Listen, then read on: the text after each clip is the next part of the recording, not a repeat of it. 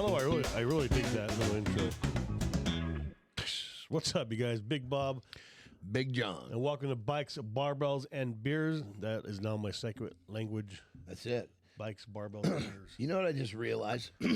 That people have called me Big John my whole life, and I've never really identified. I've never taken that name until we started doing this show. Because you're a Big Bob, it's just silly for me not to be Right. Big John, especially when everybody calls me that. So I figured that's really the first time. Right. Once we started, it's the first time I've ever claimed that name.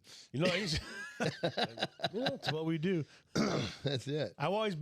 They've always called me Big Bob because I've always been tall. You know, I mean, for my age, I wasn't big, I was just tall. So naturally. So that actually, I assumed that was more of like a you're more of your biker identity. Well, yeah, I didn't start claiming that name either until we started Tales of a King.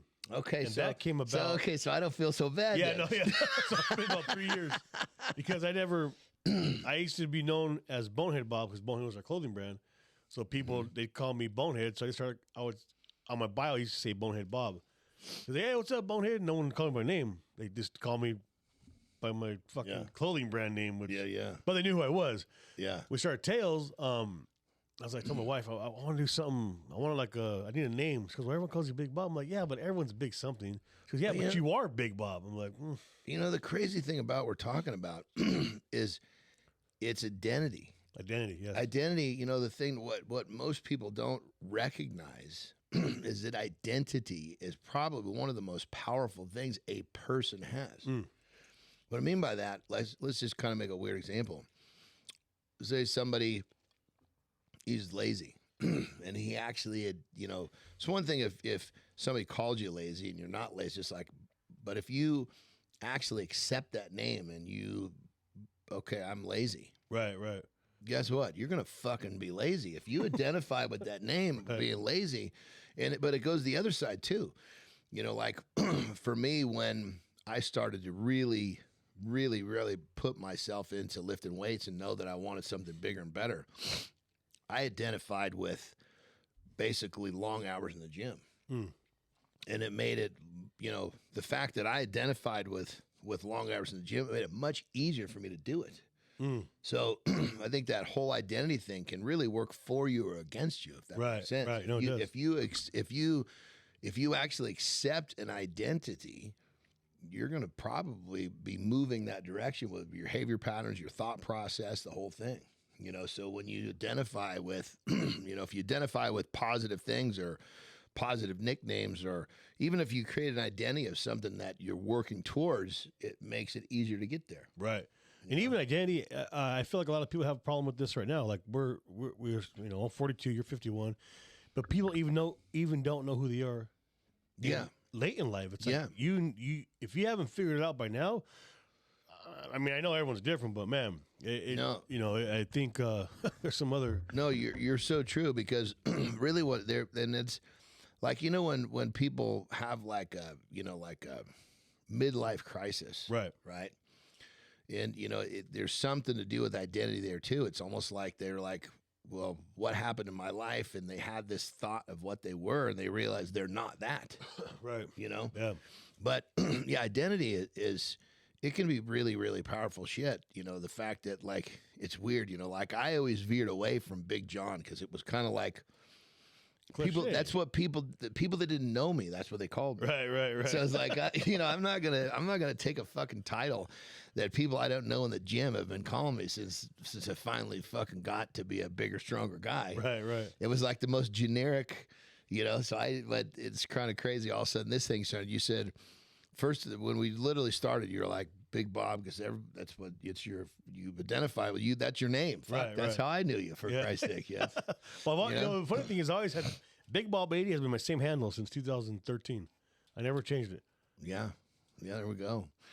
There you go. Well, but that whole thing with identity. Think about that, guys. If you have an identity that, if you somehow attach yourself to a negative identity, you might want to really kind of rethink that one. Right. Because when the way that we perceive ourselves has a lot to do with the way we act, the way we think, It's like, sometimes, you know, when you think of like, what's the saying, you know, fake it till you make it. You know, it's I can't say that I'm a big believer in pretending to be. That's too much work. Yeah, I'm not. I can't say I'm a believer in pretending to be something that you're not.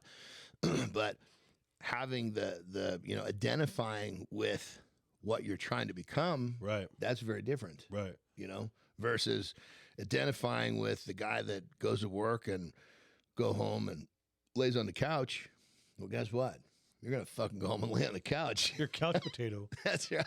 So like if can you change your identity, and when or if you do that, that'll take some time, right? So you're known as I'm known as Big Bob the lazy guy, and I'm like, man, I'm not lazy. They see me as lazy, but I'm not lazy. How do I change that? How can you give yourself a new identity? I guess is what I'm asking. Yeah, 100%. I mean, I totally. I mean, use myself as an example. So obviously, I kind of created it. You know, I was a fucking fat youngster, lazy, scared of my own shadow, and inside I knew what I wanted to be, but I was looking for the answers of what I wanted to be, which is what I am now, in the fucking bottom of the cookie jar. You know, so I was looking in all the wrong spots, and I spent a good chunk of my younger years knowing what I wanted, but I was still identifying with the fat little guy who would eat all the fucking cookies and the ice cream in the house. When my parents left, they come home and there'd be no sweets left. You know what just clicked right now in my head? 42 years later, I don't care. I'm being serious. When people say they looked at the bottom of the barrel, the bottom of the cookie jar, to get to the bottom, you had to take out what was in there. Yeah. It just fucking hit me. I swear to God, I never understood that until you said that. Right? I'm telling you right now, because you think, oh, there's one more cookie. What's under that cookie? You pull out the last one, but where's the answer? It's not in there. What the fuck is wrong with me? Well, but sometimes those little epiphanies are actually pretty fucking cool. Yeah, yeah. Happens to me all the time. I was like, oh fuck, that's what that means. Yeah. Because we hear things and we understand how to use them in context, but we don't really understand what. Right. I mean, I never sat there and went, "What's at the bottom of the cookie jar?" Like it just didn't. Yeah. It's just a saying now. It literally makes sense now. Wow. Yeah. Anyway, okay. So I was acting that way, but I had realized what I wanted to be. So I started working out, and basically, as I started to work out, I started to identify with, okay, you know, I have to be putting in this work. So I started to identify with a person that needed to go to the gym all the time, and it made it easier for me to go. Now, granted, of course, I had plenty of pitfalls, but now here's the thing. Once I identified with putting in the work, that's where everything changed, because really for me, it wasn't really about going to the gym. It was putting in the work that I started to identify with. Right. And another trick to really help grab a hold of an identity is to go over the top. So what I did when I was young was, looking back, it really didn't help me, but it didn't help me with the progress of what I was doing with trying to get big and strong, but it helped me with my identifying with who I was I would go to the gym for fucking 4 or 5 hours sometimes. Wow. And I was doing way too much work, but it was like something, it was like if you go way over the top of what you're supposed to do, it becomes very easy to identify with that. And I think at that age, I think it was really fucking cool for me to say, yeah, I was at the gym for 5 hours. And you were training for 5 hours? Or just Well, I mean, you mean, of course, at that age, you know, you're doing, you don't really know what you're doing. You're doing, you know, low reps of everything because you think low reps is going to make you big and strong. So, so I mean, I working the whole time, I wasn't doing nothing. But, you know, of course, I didn't know what I was doing. So I was, of course, wasting a lot of time. But then it also, when you basically do something way over the top, and then for me at that point, I remember just telling people that I was at the gym for 3, 4, 5 hours. That to me made me feel good, and it helped me. I identified even more with that. Then people started to realize that fuck this fat little fucker is actually putting his time in. You know, and then obviously once you take an identity of being a hard worker and putting in the time, that becomes pretty easy to start to maneuver. You know, like, let's just think of identity in two, just split it. Is your identity, you know, being a person that's kind of lazy and trying to find the easy way, or is your identity the guy that's going to fucking buckle down and get the work done? End of story. No excuses. when you're living on that side of an identity, it's a lot easier to maneuver. Right. You know, and so many people identify with, sometimes, you know, it's like they identify with, you know, not wanting to do something that's difficult, procrastinating, making excuses, being lazy, and they accept that about themselves. So it's a pretty fucking meager existence. Right. Because as we know, you know, when you're choosing to make excuses, choosing to procrastinate, what you're really doing is staying the same. You know, that's something I'm working on. I'll be honest. It's procrastination. I hate that word, but I guess that's the right word. Is there's times where I'm like on it. I'm like, okay, yes. And then I go where I start varying. But my goal, one of my goals for this year, we're talking about earlier, or in general, but you know, New Year, or whatever, is to stay consistent, and not, and as a whole, not even just in one thing as a whole. And you know, yeah, certain areas of my life you might go, but that don't hurt you, but whatever.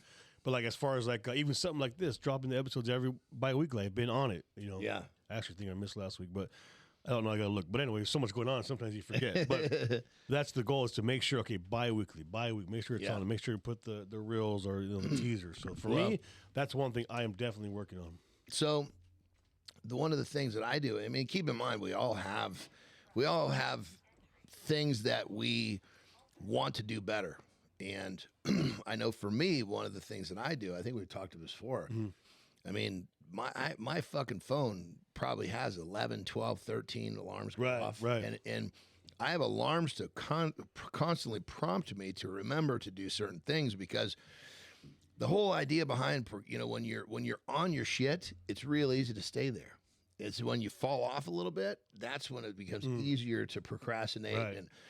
But what I think to myself when, because I'm a happier person, when I start to procrastinate, I don't feel, I guess I'm just kind of bummed with myself. Yeah. You're not happy with your It's like, come on, dude. with your not progress. I guess what It's progress not you're happy- not making. Yeah, not happy with the fact you have the fucking balls to stand up and do what you're supposed to do. Or that too. but it's like, you know, being, you know, for me, once I get in that rhythm of being on top of my shit, Right. then it's easy to stay there, but we all fall off. So what I'll do is I'll have little reminders, little things to help me get back on track. Because if you're on track, I think we all can agree with that. You know, like think about a new goal. You start it and you're in it, and it feels good and it feels pretty easy. Then maybe you take a trip, you take a vacation, and that rhythm goes away, and you come back home. It's like, fuck, getting that rhythm restarted is a motherfucker. Well, that being said, number one, you have to identify, okay, this has happened to me too many fucking times before.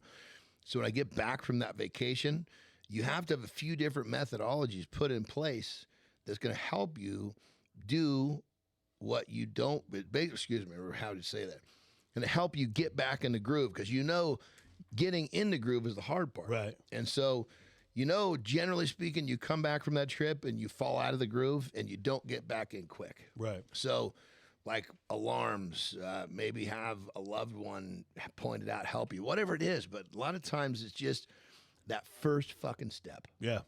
You know? Because you want to stay in that rhythm of whatever it was, drinking or eating fries or having pizza. Yeah. It's hard to. We talked about it. I'm living testimony. It's hard to step back into where you were. Yeah. And here's the thing. Sometimes if you just understand the principles of what it is that you're dealing with, and generally speaking, being uncomfortable is really, people, I don't like to be uncomfortable. In essence, you do, because getting that rhythm started, you're uncomfortable. Right. And then that first step of being uncomfortable becomes comfortable. And what once was uncomfortable is not uncomfortable anymore. Right. So if you think about every time something's uncomfortable, realize what I want is just on the other side of discomfort. And so when you recognize, God damn it, I know I'm going to feel a lot fucking better if I get up and I do what I'm supposed to do. Right. It's going to suck for 5 minutes, 30 minutes, maybe a couple of days, whatever it is. But when you realize that you have to get through the feeling of being uncomfortable to feel good, if you think about it, I mean, we were surrounded by things that we want, Right. And to get them, you're going to have to be uncomfortable to get there. I just put a story up this morning. Julio was like, he's retired. We filmed yesterday. We've been busy. We're going to Denver in a couple of weeks to film. And I recorded us here. Here we're back in the studio. And I don't know, I put my caption something like that. You can't cry if you don't work for it. Yeah. Like, everybody wants to do cool shit. Everyone wants to, and I don't take this how you want. I don't mean how it sounds. Everyone wants to be where we're at. But do you know what it takes? First of all, what it takes to get here. Now, do you know what the fuck it takes to stay here? Oh, yeah. You know what I mean? I mean, I walked to the door. He said, "How are you?" First thing in my mouth is, I've said, "I'm good, but I'm tired." Yeah. I mean, it is what it is. Like, but on that level, here's kind of more of a philosophical thought process. Okay. Sacrifice exists everywhere in our lives. You cannot avoid it because think like this. You're either going to sacrifice some of your free time to get what you want, or you're going to sacrifice what you want for that free time. So something is going to get sacrificed at all times. So you just have to decide, okay, if I have to have sacrifice, what would I rather sacrifice? Would I rather be a lazy fucker and keep this time doing nothing versus having what I want? Or would I just rather sacrifice my time on the couch to have what I want? You can't get away from sacrifice. That makes sense? Yeah. You're going to sacrifice something. Whether you like it or not, sacrifice lives in our lives. And sometimes you don't even realize it. Yeah, and that's the thing. People, I don't want to do this. I don't want to do that. Well, okay, you're sacrificing what you want, or you're sacrificing, the time that it would take to go get what you want. Wow. Something's going to give. Yeah. And it's kind of a crazy thought to think. It's kind of like being uncomfortable. You're going to be uncomfortable because you feel like shit, because you feel lazy from not getting up and doing what you're supposed to do, or you're going to feel uncomfortable getting up and going and do it. So being uncomfortable exists everywhere in our lives also. The question is, which side of it do you want? Which side of being uncomfortable or which side of sacrifice do you actually want to accept into your life? Right. But you already have it. I have it. You have it. We all have it. We all have it. And so that being said, when you look at it from that perspective, is it really that fucking big of a deal? You're going to have some level of discomfort, some level of sacrifice. Now that you understand that, it's kind of easier to pick your shots because I think people think, well, I don't want to sacrifice X, Y, Z to get that. Okay, well, then you're going to sacrifice that. Either way, it's going to happen. Either way, something's getting sacrificed. Yeah. When you think of it like that, does that help you see it's easier just to fucking go get what you want? Like for you, when you think of it that way, you think, well, fuck, I might as well just go get what I want then. That's the way it makes me think. Right. What about you? Yeah, no, I know I've sacrificed a lot of time the last few years to get where we're trying to go, right? Yeah. Because I don't know if you're ever there. Like where we're at now is where I want it to be, but I'm not satisfied. Yeah. So I'm still sacrificing. For me, it's like sacrificing events with friends or getaways or birthday party. Literally, like we don't do much, and not because we don't want to, because I'm trying to build something. Yeah, you're investing your time into something that is going to come back to pay you in different ways. Yeah. So for us, it's a sacrifice of the outside world, I guess, to get what I want. Yeah. In this world. Well, and it's exactly right. I mean, if you think about it, there's all of these parts of our lives that exist, like pain.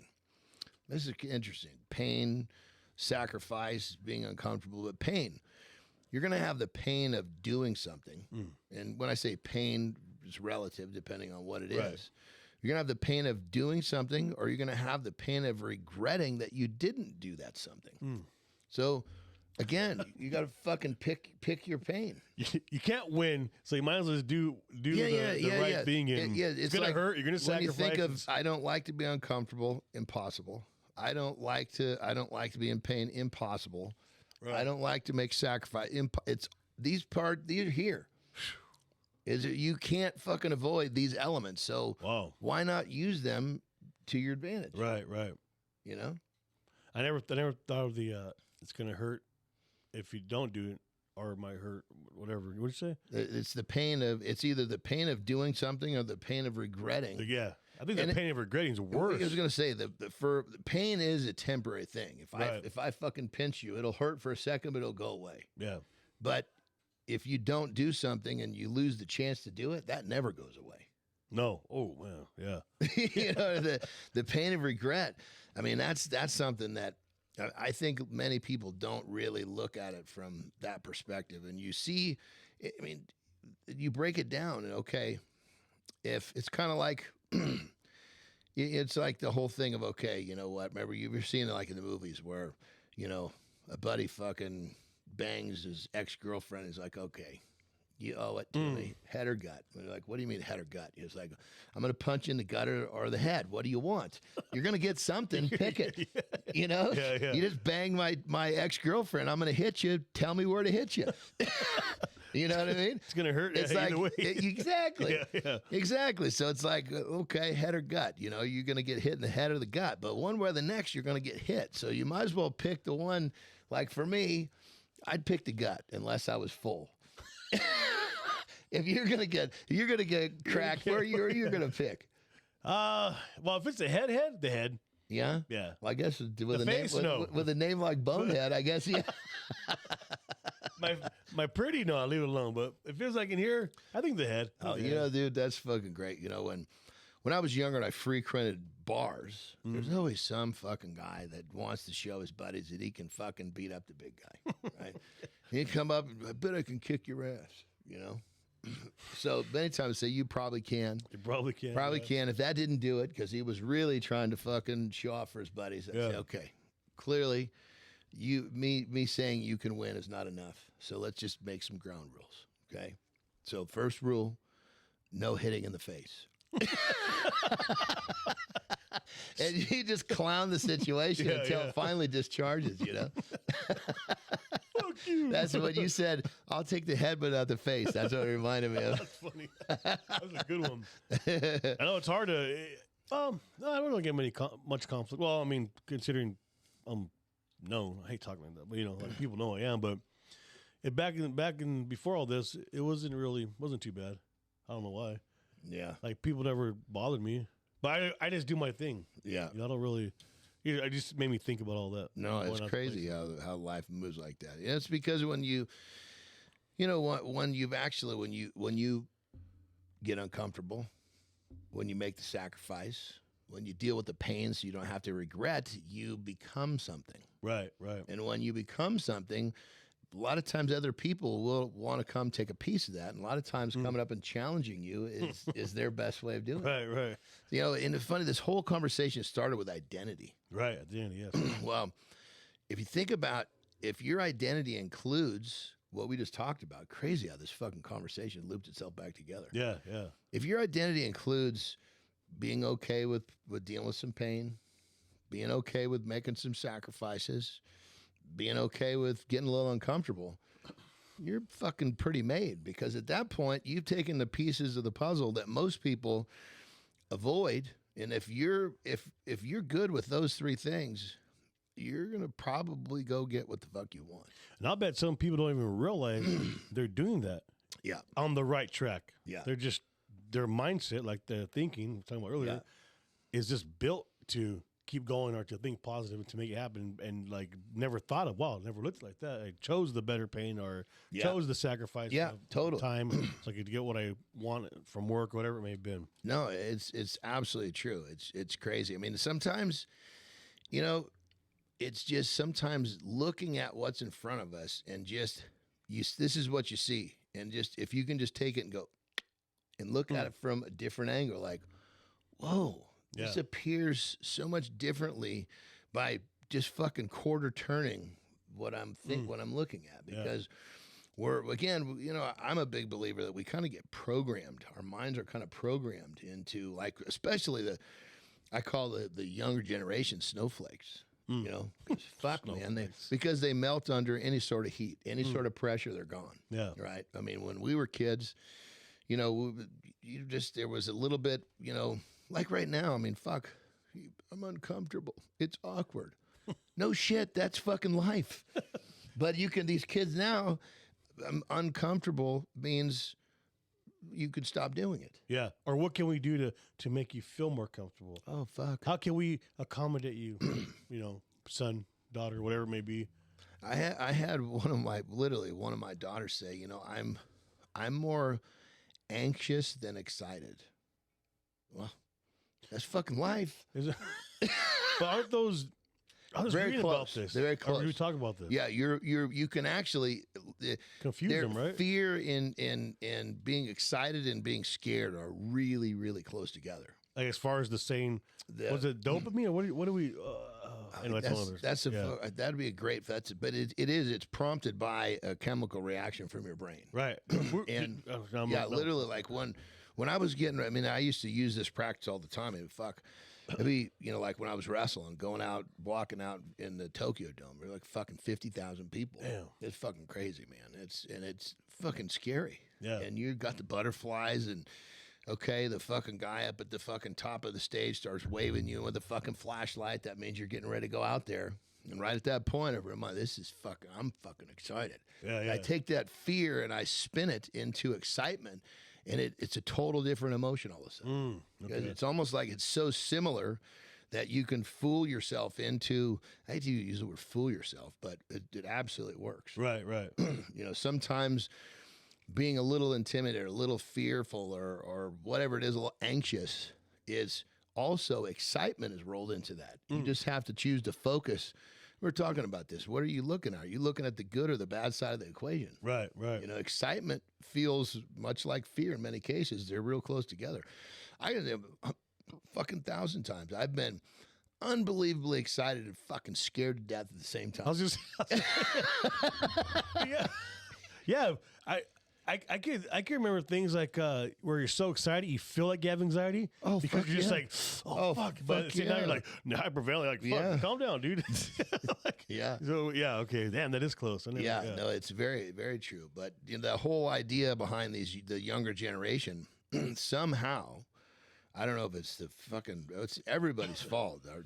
Obviously the parents is the number one, but the parents then of course were kind of programmed by, you know, society and everything else. But the bottom line is we need to be teaching our youth that it's okay to be a little uncomfortable. It's okay to fear something. It's okay to make this sacrifice. Versus now it's like, you know, the younger generation, it's awkward. No fucking shit. Life is, I mean, learning to be social is awkward. Right. How many times when you're younger you talk to somebody new and you're fucking scared to death of a moment of silence? Right. It doesn't fucking matter anymore because you learn it's not a big deal. Right. But you can't learn that if you're fucking afraid to get over the fear. Yeah.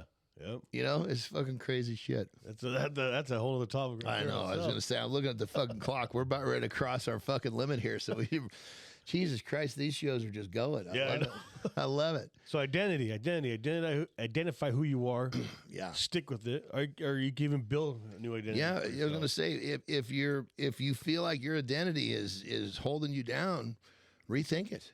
Yeah. You know, rethink who you are. When you understand, sometimes it's okay, my identity, you've identified with being a lazy fucker and you become a lazy fucker. Well, it's time to fucking start kind of looking at, you know, reconstructing your identity through, okay, I want to be over here. Well, that means you're going to take some actions to get over there. And as you start doing that, not only in your mind, but the people around you will start to see that you actually are working towards something different. Right. You know, once you take a hold of, you know, identity is like a belief in who you are. Yeah. Once you fucking believe, you can achieve.